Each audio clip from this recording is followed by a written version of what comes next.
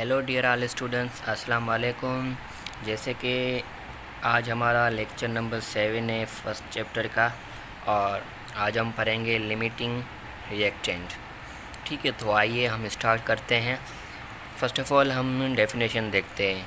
Limiting reactant की definition है a reactant which consume first during any chemical reaction is called limiting reactant. और इसकी जो दूसरी भी डेफिनेशन है वो है reactant which produce least amount of the product during chemical reaction is called limiting reactant.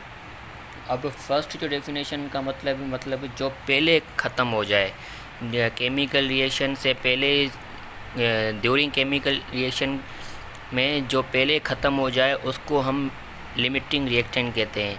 और दूसरी डेफिनेशन का जो मतलब है उसमें कह रहा है जिस प्रोडक्ट का अमाउंट लीस्ट हो उसको हम लिमिटिंग रिएक्टेंट कहते हैं। सही है। अब जैसे कि हम एक एग्जांपल ले लेते हैं। हम एग्जांपल लेते हैं, समझो A plus B then product है ए बी। ठीक है। अब समझो ये एक कंटेनर है, इसमें ए बी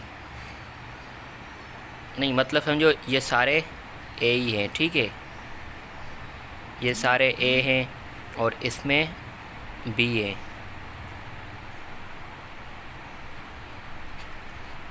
सही है। अब जो बी है देन जो प्रोडक्ट है उसको ऐसे ए।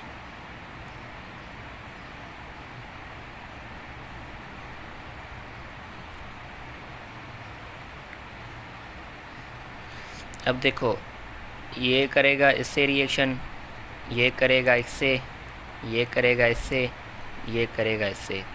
मतलब A B A B A B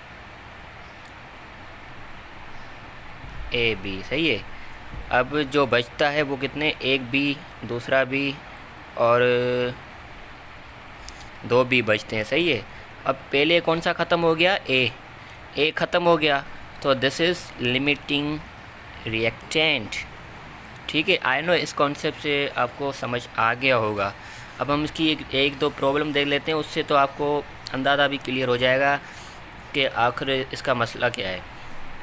अब फॉर एग्जांपल एक हमें प्रॉब्लम मिलती है, calculate mass of water produce by 8 gram of each hydrogen and compound.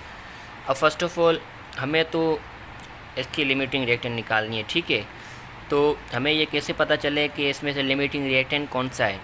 अब आप तो एक इससे भी अंदाज़ा लगा सकते हैं इन मासेस से, और उसके अलावा आप इस प्रॉब्लम को सॉल्व भी कर सकते हैं। मतलब पहले इनकी केमिकल इक्वेशन लिखें। इक्वेशन लिखने के बाद पहले ऑक्सीजन को वाटर से या हाइड्रोजन को वाटर से इनके आपस में क्रॉसिंग मल्टीप्लिकेशन करें। जैसे कि हम हाइड्रोजन और वाटर की करते हैं। हाइड्रोजन 4 ग्राम, 8 ग्राम हमें 8 ग्राम गिवन है। ठीक है, तो वाटर का जो मॉलिक्यूलर मास बनता है वो 18 है, पर यहाँ पे 2 हैं तो 36 आएगा। तो इनकी अब क्रॉसिंग मल्टीप्लिकेशन होगी तो इसका जो आंसर आएगा वो 72 ग्राम आएगा। ठीक है। अब जैसे कि अब हम ऑक्सीजन की निकालते हैं, तो ऑक्सीजन, यहाँ पे ऑक्सीजन लिया या वाटर, तो ऑक्सीजन का 32, 8 ग्राम 36। ठीक है, तो इसका आंसर आता है 9 ग्राम।